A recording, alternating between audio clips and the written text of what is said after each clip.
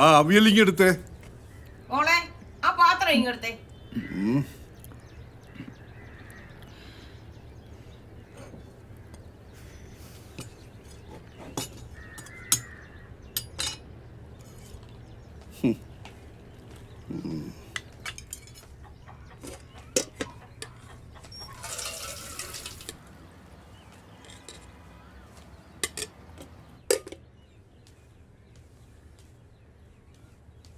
നീ കൊണ്ടുപോടും കൊണ്ടുപോടും ഞാൻ കൊണ്ടുപോടി എന്നെ ഓ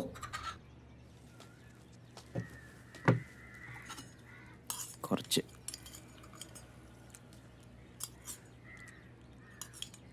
കുറച്ച് കുറച്ച് കുറച്ചും കൂടെ അത് മുടിക്കാൻ കേട്ടോ. മതി മതി മതി.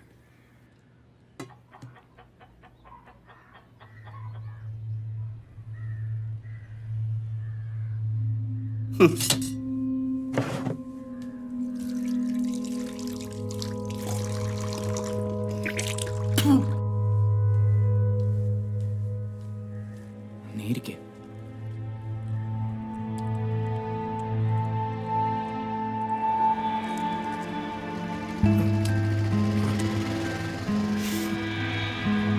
ഹലോ, വല്ലതും വേണോ? ആ പറ രാധാകൃഷ്ണ. ആ മുളക് 2,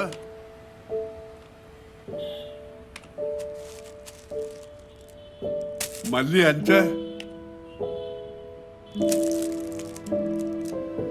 സാമ്പാർ, ചിക്കൻ മസാല ഇത്രയും മതിയോ? വേറൊന്നും വേണ്ട? ആ ഞാൻ കൊണ്ടുവന്നോളാം. അതൊക്കെ ഇടയ്ക്ക് എനിക്കത് പോയിട്ട് കാര്യങ്ങളുണ്ട്. അതെ അവിടെ എന്താ വേണ്ടത്? മുളക് പൊടി ഒന്നും പറയും. ബുക്കിൽ എഴുതിയേക്കാം ബാക്കി. മേളം മതിയോ ചേട്ടാ?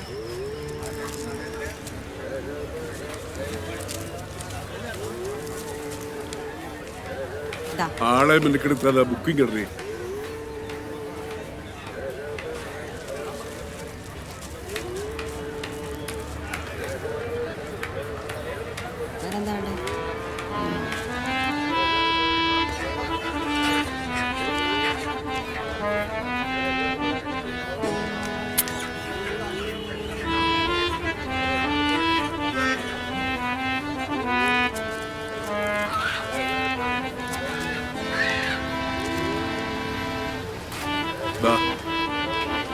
അവള് വാങ്ങൂല്ല.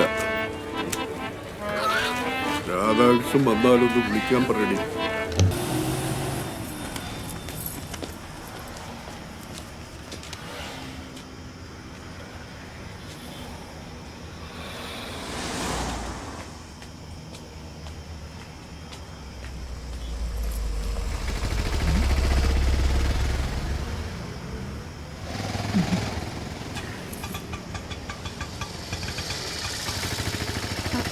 अरे दादाजी ये तेरे गर्लफ्रेंड है क्या?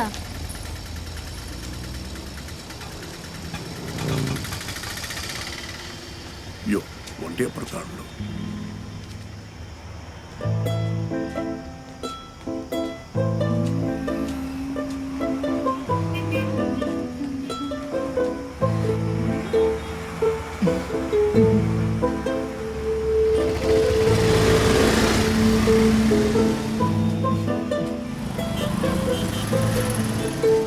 എത്ര? 600, 1500. എന്നുവെച്ചാ ഒരു പ്രാവശ്യത്തേക്കാണെങ്കിൽ 600, ഒരു രാത്രിയാണ് 1500. ഓ അത് കൂടുതലാ. 300. 600 രൂപയെ കുറഞ്ഞൊരു പരിപാടിയില്ല. വേണ്ടെങ്കിൽ നിങ്ങൾ പോവാൻ പറഞ്ഞു. ഓടി പോയില്ലേ? നിനക്ക് 300 പോരേടി.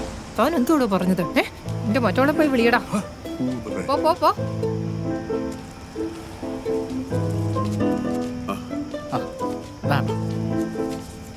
മൊത്തം 4000 ഉണ്ട്.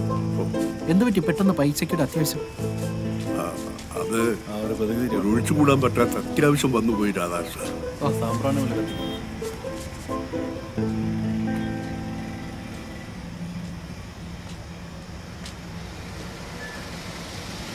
ആഹാ ഇന്നാരും വന്നില്ലേ?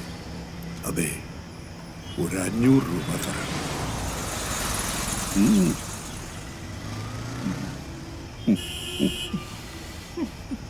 തട്ടി വീഴാതെ സൂക്ഷിച്ചു വാ. ആ ഇങ്ങോട്ട് പോരെ. ആ.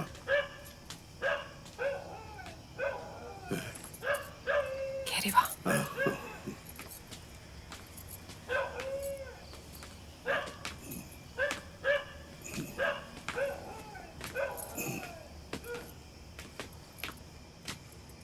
ഇങ്ങോട്ട് ഇതിലേ വാ. ഇങ്ങോട്ടാ? ആ ഓ, ഇനിയും കേറിയിട്ട് വേണോ? ആ കേറി വാ.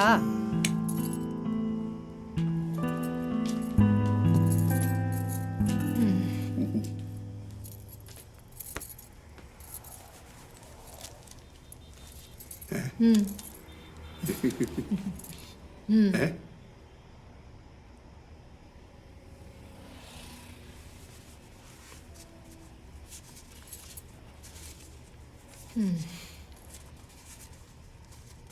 ദാ.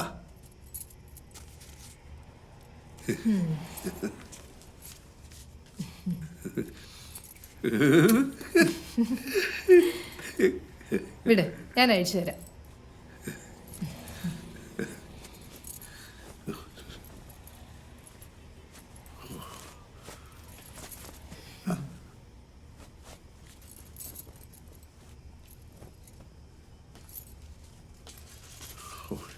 എന്തൊരു ചൂട്.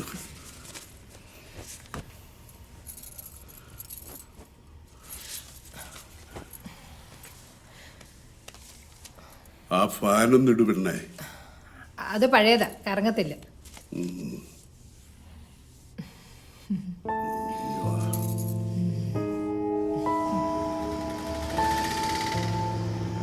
എടോ, തനിക്ക് ഇത് ആദ്യമേ പറഞ്ഞുകൂടായിരുന്നു. വെറുതെ അത് പൊട്ടിക്കേണ്ടി വന്നു. നാശം പിടിക്കാൻ ഓരോന്ന് ഇറങ്ങിക്കോളും. ഇതിലും ഭേദം ആ കറങ്ങാത്ത ഫാനായിരുന്നു. നാശം.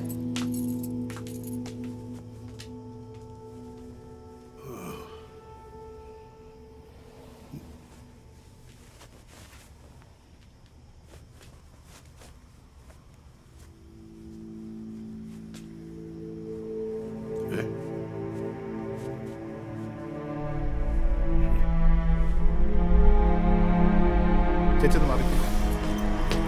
ബിസിനസ് എല്ലാം മോശമാണല്ലോ. ഈ കള്ളി എന്റെ കാശിക്ക് താടി. തനിക്ക് എന്തോടെ വേണ്ടേ? ഇപ്പോൾ എന്റെ കാശ് മുഴുവൻ അടിച്ചു മാറ്റി. 4000 രൂപയും കൊണ്ട് വന്നിട്ടേ താൻ എനിക്ക് 500 രൂപ അല്ലോടെ തന്നത്. എച്ചി ഇങ്ങോട്ട്. ഇവിടെ എങ്ങും കണ്ടുപോരുത്. പോക്ക് കണ്ടില്ലേ? നിന്റെ കയ്യിൽ നിന്ന് ഞാൻ വാങ്ങിച്ചോളാം. അവിടെ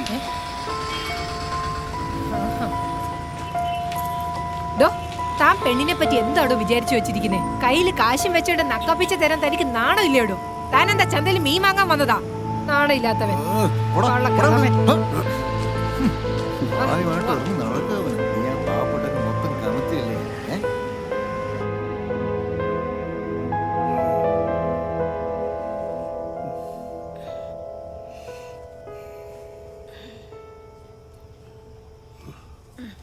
ഞാനേ നളിനിയുടെ അവൻ കുട്ടനെ ഇന്ന് കണ്ടായിരുന്നേ.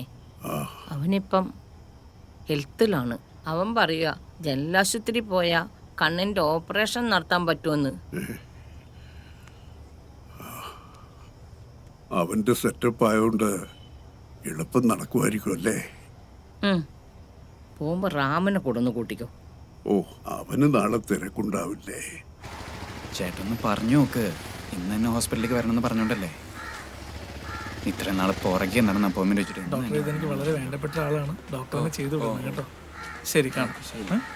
നാളെ വരും കേട്ടോ. ആ ഡോക്ടർ. ശരി ഡോക്ടർ.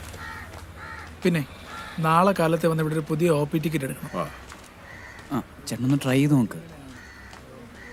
ചേട്ടൻ നാളെ എത്തിയിരിക്കും പക്ക. ചേട്ടൻ പറഞ്ഞേക്ക്.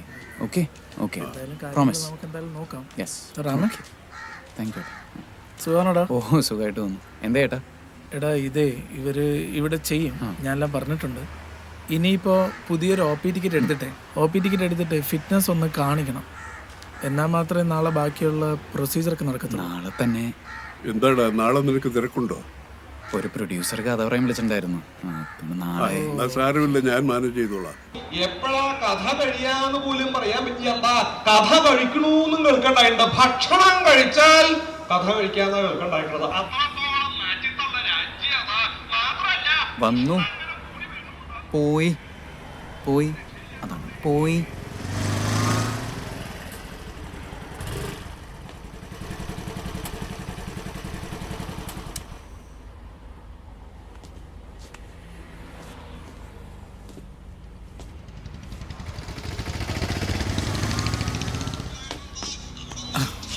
നീ എന്താ ഇവിടെ ചെയ്യുന്നത്?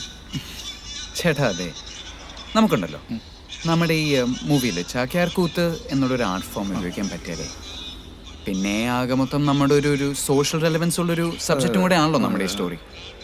പിന്നെ ഒരു വിദൂഷകന് പണ്ട് കാലം തൊട്ടേ സമൂഹത്തിൽ ആരും വേണമെങ്കിലും ക്രിട്ടിസൈസ് ചെയ്യാനുള്ള ഒരു സ്വാതന്ത്ര്യം കൂടെ ഉണ്ട്.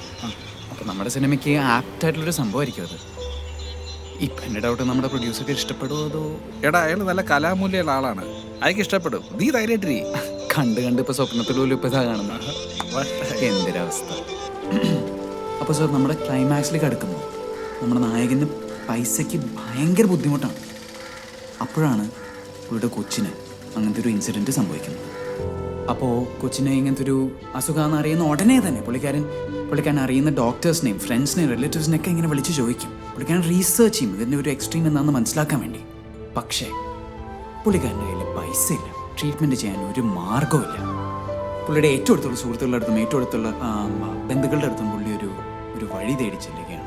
ഈ OP17 അങ്ങോട്ട് പോയിട്ട് വലത്തോട്ട്. അവിടെ പലരും പുള്ളിക്ക് പല വഴികൾ പറഞ്ഞു. പക്ഷേ അയാൾ എത്തിപ്പെട്ട എല്ലായിടത്തും തിരക്കും തിക്കും തള്ളും ആകെ മൊത്തം ബഹളമായിരുന്നു. അങ്ങനെ പുള്ളി അവസാനം പുള്ളി ബാങ്കിൽ പോയി ചോദിക്കുകയാണ്. ബാങ്കിൽ പോയി ചോദിക്കുമ്പോഴും അവർ തയ്യാറാവുന്നില്ല. പക്ഷെ പുള്ളി ഗിവ് അപ്പ് ചെയ്യുന്നില്ല സാറേ. ഒരു അച്ഛനാണല്ലോ, പുള്ളി ഇങ്ങനെ കഷ്ടപ്പെട്ട് തിക്കും തള്ളൊക്കെ സഹിച്ച് അവസാനം ഒരിടത്ത് എത്തിപ്പെടുകയാണ്. 62 നോക്കട്ടെ. സാറിന്റെ അടുത്തിരുന്നോ. സാറേ ഇരിക്കേ. ഐ ഓപ്പറേഷൻ്റെ ഫിറ്റ്നസിന് വേണ്ടിയാണോ?